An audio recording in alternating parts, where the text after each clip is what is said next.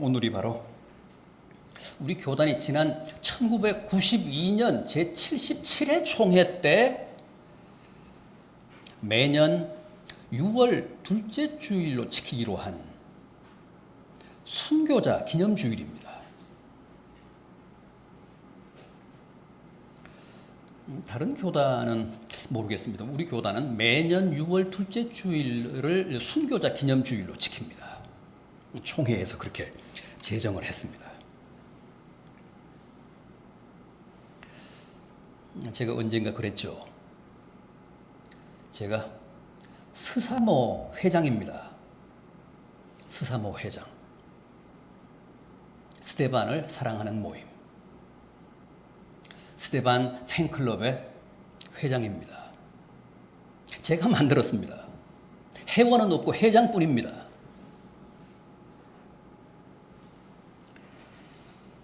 아무튼 훗날 저는 천국 가면 제일 먼저 스테반부터 만나볼 겁니다. 다른 분들은 팬들이 많습니다. 모세라든가 엘리야, 베드로, 요한, 바울 같은 사람들은 인기가 워낙 하늘을 찌르니까 팬들이 많습니다. 굳이 제가 안 만나봐도 되는데 스테반은 제가 우선적으로 만나볼 겁니다. 면회 신청을 할 겁니다. 그만큼 평소에 저는 스테반을 존경합니다.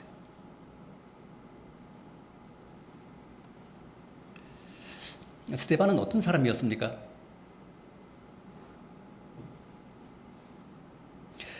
(2000년) 기독교사의 최초 순교자였습니다. 적지 않은 분들이 야고보 사도를 첫 순교자로 알고 계시던데 야고보 사도가 아닙니다. 스테반 집사입니다.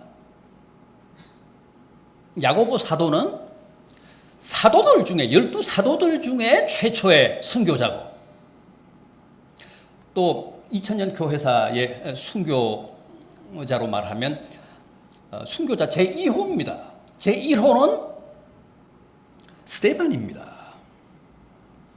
스테반의 순교는 이 사도행전 7장에 나오고 야고보 사도의 순교는 이 사도행전 12장에 나옵니다. 시차가 있습니다.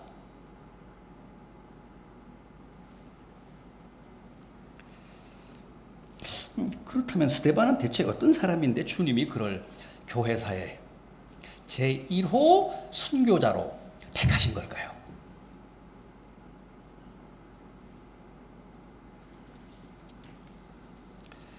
하여간 성경을 보면 하나님이 좋은 건 다 주신 사람입니다.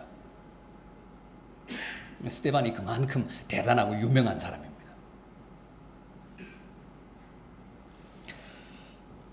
우선 이 사도행전 6장 3절을 보면 성령과 지혜가 충만하여 남에게 칭찬을 받는 사람이었다 그럽니다. 또 6장 5절을 보면 초대 7 집사 가운데 제일 먼저 꼽힌 수석 집사였습니다. 또 오늘 본문 8절을 보면 은혜와 권능이 충만하여 큰 기사와 표적을 많이 행했다고 합니다. 또 오늘 본문 15절을 보면 얼굴이 천사처럼 빛났다고 합니다. 사람들을 보니까 스테반의 얼굴이 천사 같았다는 거예요.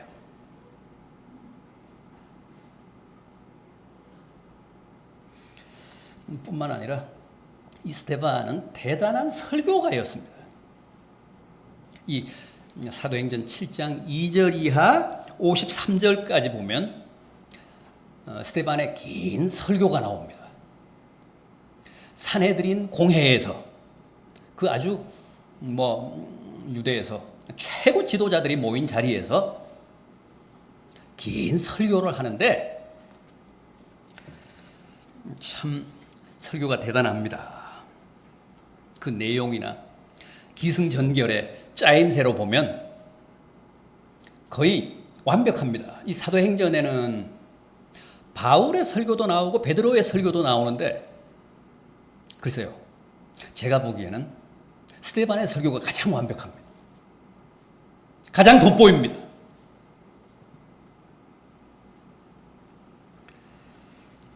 초대교회는 이렇게 집사부터 달랐습니다. 요즘 목사들은 초대교회 집사만도 못합니다.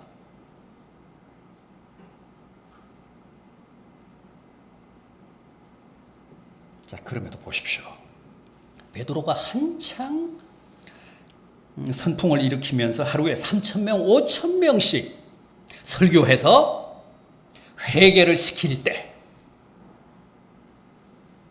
스데반은 사내들인, 요즘 우리식으로 말하면 국회에 잡혀가서 그토록 뛰어난 명설교를 하고도 단 한 사람도 개종을 시키지 못했습니다. 회개시키지 못했습니다. 도리어 돌에 맞아 죽습니다.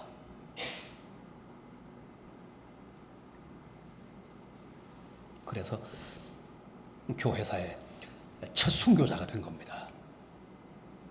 훌륭한 설교 한 편 하고 한 사람의 개종된 자도 만들지 못한 채 돌에 맞아 비명에 갔습니다.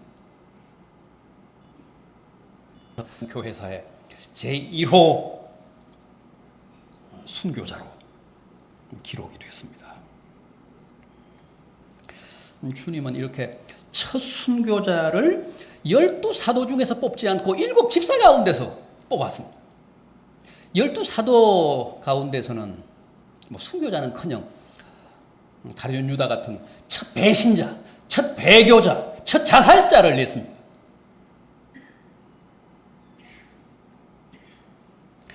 왜 주님은 당신 측근에 있던 베드로, 요한, 야고보 같은 그런 유수한 사도를 첫 순교자로 삼지 않고 이렇게 집사 중에서 스데반을 뽑아 순교자로 삼으셨을까요? 순교의 제물로 삼으셨을까요?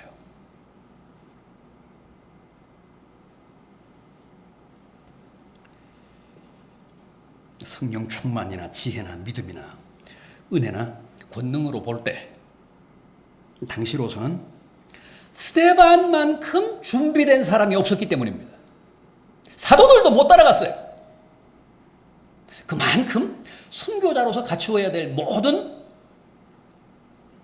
조건들을 스데반이 갖췄기 때문에 스데반을 첫 순교의 제물로 삼으신 겁니다.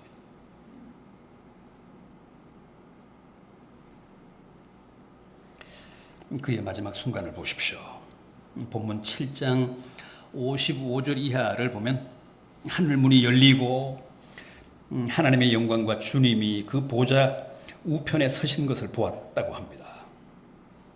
주님이 하늘에서 스데반의 순교를, 스데반의 그 비참한 죽음을 차마 앉아서 보실 수가 없어서 자리에서 벌떡 일어나서 내려다보고 계셨다는 겁니다.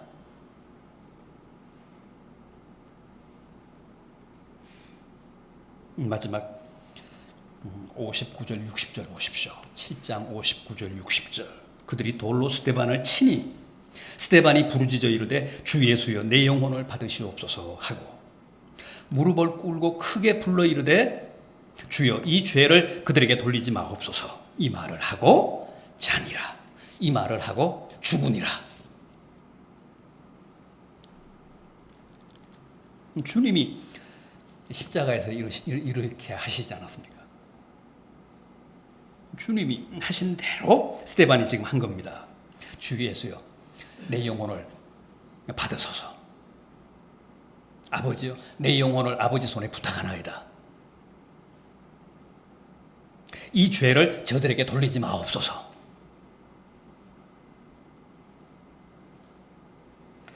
주님이 십자가상에서 드린 최후의 기도를 스데반도 그대로 드립니다. 얼마나 장엄합니까? 그런데 이런 스데반의 죽음에, 이런 스데반의 순교에 누가 개입되어 있다고요? 사도 바울이요. 바울은 다메섹 도상에서 부활하신 주님을 뵙고 극적으로 기독교로 개종하잖아요. 회심을 합니다. 그리고 제일 먼저 한 게 뭡니까? 이름부터 바꿨습니다. 계명을 합니다. 큰 자라는 뜻의 사울이었는데 작은 자라는 뜻의 바울로 이름을 바꿉니다. 그리고 정말 회심한 이후 순교하기까지의 반생을 작은 자로 살았습니다. 겸손하게 살았습니다. 그는 자신을 뭐라고 했습니까? 만삭되어 나지 못한 자다. 덜 떨어진 자다. 죄인 중에 괴수다. 늘 그렇게 고백하며 살았습니다. 그렇다면 그가 그렇게 끝까지 겸손할 수 있었던 비결이 뭘까요? 저는 그게 바로 그의 스데반을 죽인 전력 때문이라고 생각을 합니다. 정말 바울은 평생 스데반을 돌로 쳐 죽인 아픔을 지고 살았습니다. 내가 스데반을 죽였다. 내가 스데반을 살해했다.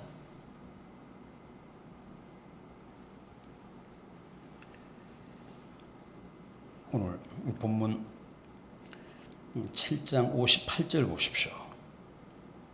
제가 소개해드린 사도행전 7장 58절. 성 밖으로 내치고 돌로 칠세. 증인들이 옷을 벗어 사울이라 하는 청년의 발 앞에 두니라.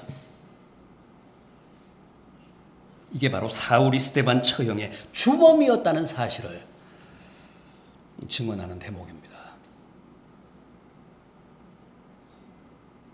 바울이 유대교 전사 시절 사람들을 선동해서 스데반을 붙잡아 그렇게 돌로 살해한 겁니다. 바울이 주범이었습니다.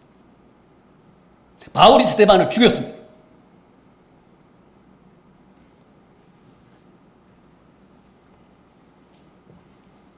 그런데 저는 스데반의 이 순교 장면을 볼 때마다 그런 생각이 듭니다.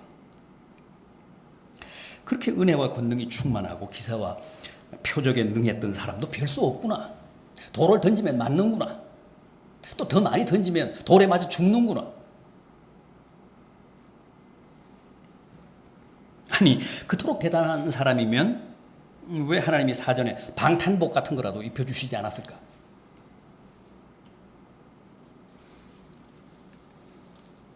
기왕 성령 충만하고 지혜와 권능이 남다르고 기적을 행할 만큼 크게 쓰실 거라면 적어도 돌에 맞아 죽는 일만큼은 없어야 이게 앞뒤가 맞지 않는가?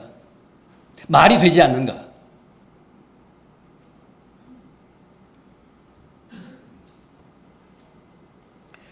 그러나 그렇지 않다는 겁니다. 왜요? 그게 결코 불행이 아니고 손해가 아니고 지는 게 아니기 때문이라고 합니다. 아니, 그게 오히려 더 영광이고 승리고 하나님의 뜻이고 아름다운 최후였기 때문에 그로 하여금 그렇게 당하게 하신 것이라고 합니다. 참 역설이지만은 그건 사실입니다. 지금도 마찬가지입니다. 시련, 지금 우리가 당하고 있는 고난이 다 우리에게 필요하고 결국은 우리에게 약이 되기 때문에 하나님이 용납하고 계신다고 합니다. 결코 손해가 아니기 때문에 궁극적으로는 우리에게 덕이 되고 복이 되기 때문에 우리에게 이익이 되기 때문에 혹독한 시련을 허용하고 계신다고 합니다. 하늘의 미랄이 썩게 그냥 버려두시는 것은 그게 사는 길이고 더 많은 열매를 맺는 길이고 새롭게 태어나는 길이기 때문에 그렇다고 합니다. 나의 하나님 어찌하여 나를 버리셨습니까? 주님이 십자가상에서 그렇게 돌아가셨잖아요. 그런데 주님의 그 처참한 십자가를 그냥 주님이 당하시게 버려두신 것은 그게 바로 수많은 생명들을 영원히 살리는 길이기 때문이라는 겁니다. 돌에 맞아 목숨을 잃은 스데반의 죽음도 그게 절대 무의미한 개죽음이 아니었다고 합니다. 스데반의 죽음으로 비로소 사도 바울이라는 걸출한 인물이 새롭게 탄생했습니다. 스데반의 순교가 없었으면 바울의 개종도 회심도 없었습니다. 스데반의 순교가 사도행전을 빛냈습니다.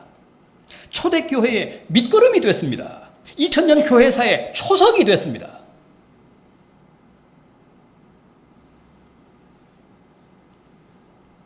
예수님의 최고를 가장 확실하게 계승한 최초의 주자가 바로 사도도 목사도 장로도 아닌 스데반 집사였습니다.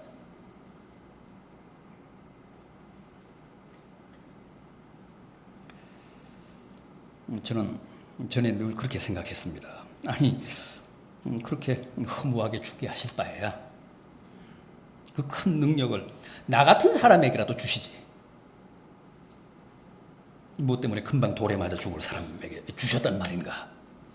그런데 요즘은 그렇게 생각하지 않습니다. 정말 성령 충만과 많은 능력이 필요했던 사람은 바로 스데반이었습니다.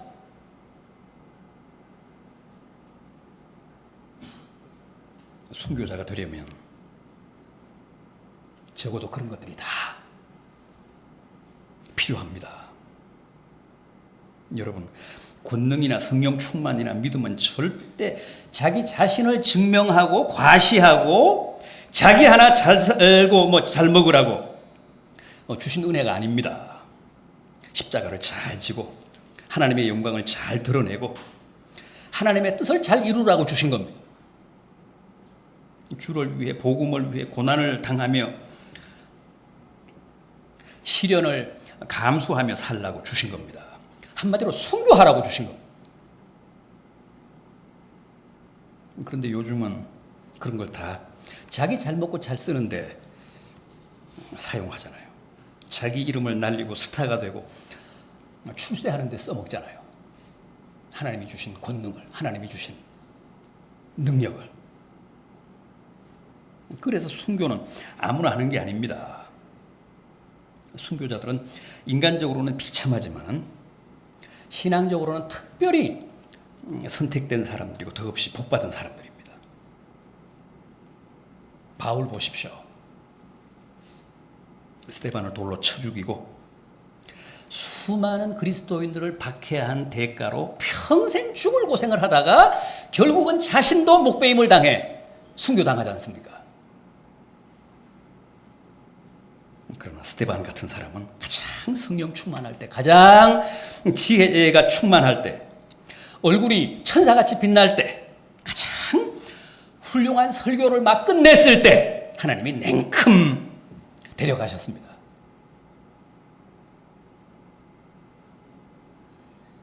얼마나 더 아름답고 복된 사람입니까? 바울보다 훨씬 더 복받은 사람입니다.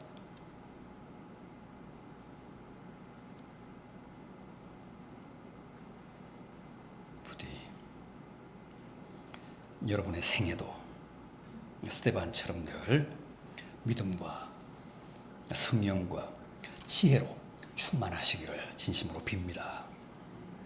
천사처럼 얼굴이 빛나고 또 마지막 순간에도 하늘이 열리면서 주님이 서 계신 모습을 두 눈으로 똑똑히 보는 그런 복된 순교적 최후를 맞게 되시기를 진심으로 기원합니다.